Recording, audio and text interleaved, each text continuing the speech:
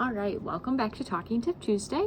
Again, I'm Cassidy Silverthorne, and today we're going to be talking about our second pre-language skill or language readiness skill, which is responding and reacting to people. So if you watched last week's video, we talked about responding and reacting to the environment, and then which is like reacting to things around them. And this week, our skill builds off of that, and now we're adding on people. So again, that reacting and responding to events in the environment and the things going on around them is that base skill that we have to have. Now we're moving on to responding to people. So responding to people looks like a child's looking at a person's face or seeking out that social interaction by hugging, touching, feeling, sitting on your lap, seeking that out, making eye contact, and enjoying being around other people. This could be while you're talking, playing, singing. They're just seeking you out for that comfort. They want to be around you. This is really important for a language skill because this is a social skill. Communication always involves two people. We've got to want to be around and interact with other people to then build up to communicating with other people. So when babies don't respond to people and kind of seem like they're in their own little worlds, they miss out on a lot of learning experiences around them. So some questions you can ask yourself to help decide if your child or baby responds to others are, does your child smile and enjoy when somebody plays with them? Do they look for you or hear you coming? Do they notice when you're not there and they fuss and try to find you? Do they ignore language? Does your toddler respond to their name? Do they regularly seem to kind of tune people out in like their own world? They're kind of uninterested in what's going on around them. Do they prefer certain objects or things like TV or tablets or phones over being around people? Are they unresponsive when you give them directions or somebody tries to talk to them or greet them or say goodbye to them?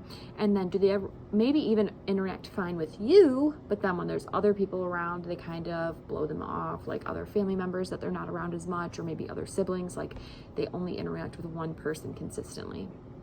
So sometimes too, you might find yourself describing your child as, well, they just like to do their own thing, or they like to play on their own, or they've always been such a good baby. They don't bother me. They stay on their own all the time. So that kind of are some warning signs, because toddlers and young babies are very needy. They want to be around people. They want to be attached to you. They want your attention all the time. So if the child's not doing that, then we might start to get concerned. So some things you can do, hands down the best, is just keeping your child around you and near you.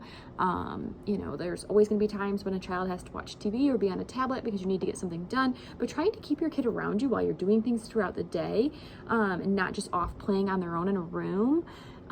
Try to keep them, playing in the kitchen or around you so that you can interact with them and they're getting that social back and forth. It could look like social games too, which could be like patty cake, wheels on the bus, something that's a back and forth and gets them paying attention to you. Copying your child's noises in their faces, like during bath time, blowing, making raspberries, like or making funny faces, copying the noises that they're making, and then always reward that attention. So as soon as you get that eye contact, oh, good job, thanks for looking at me, or good looking, or oh, I love seeing your pretty face, make it exciting and fun to look at you and interact with you. Make silly voices, sing, wave your arms, wave your hands, clap, anything that's going to draw them in to wanting to look at you and interact with you. Those are all great things to do.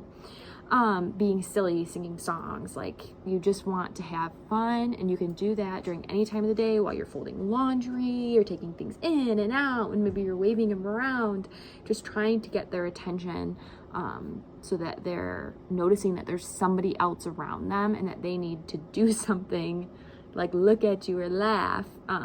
So you get that back and forth.